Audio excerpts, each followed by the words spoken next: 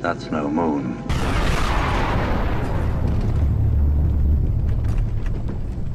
Not gonna lie, I dropped the ball on that one.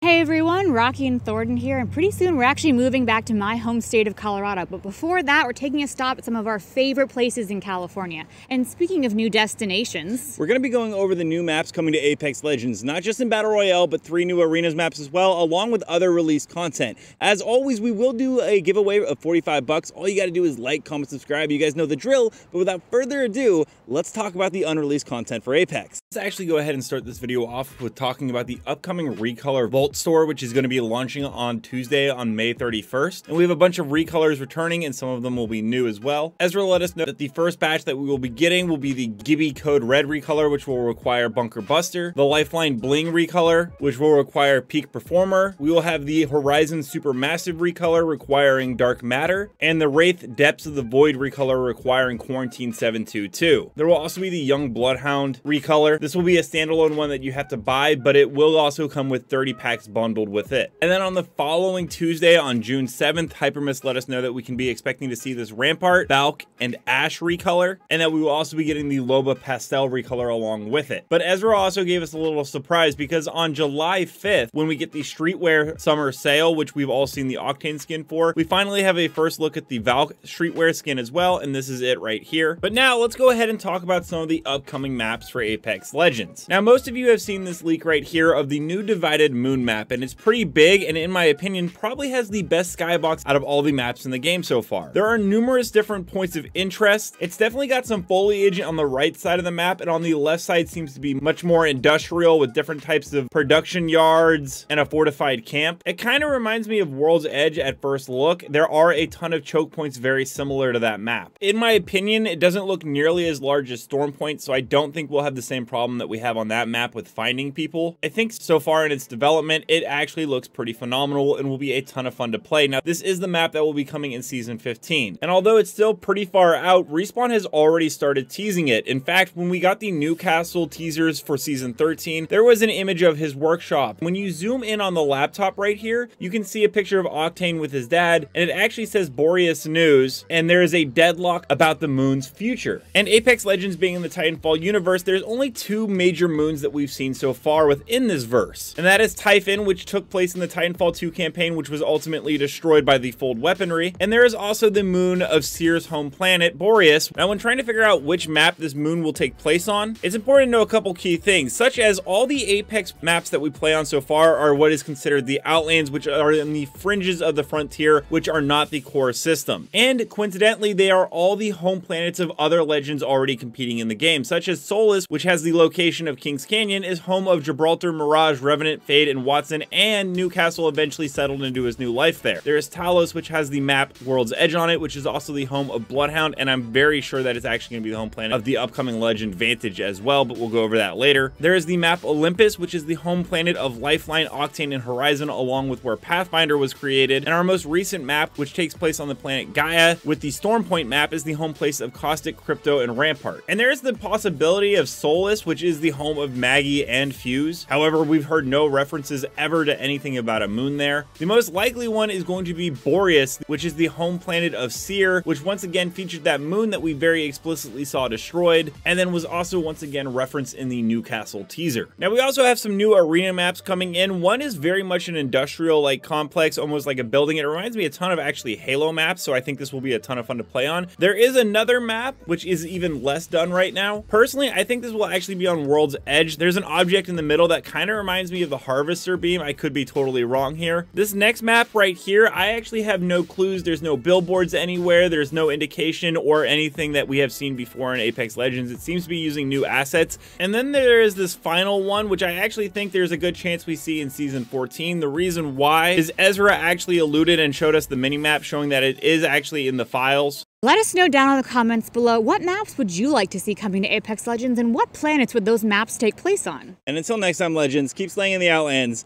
and we'll see you out there.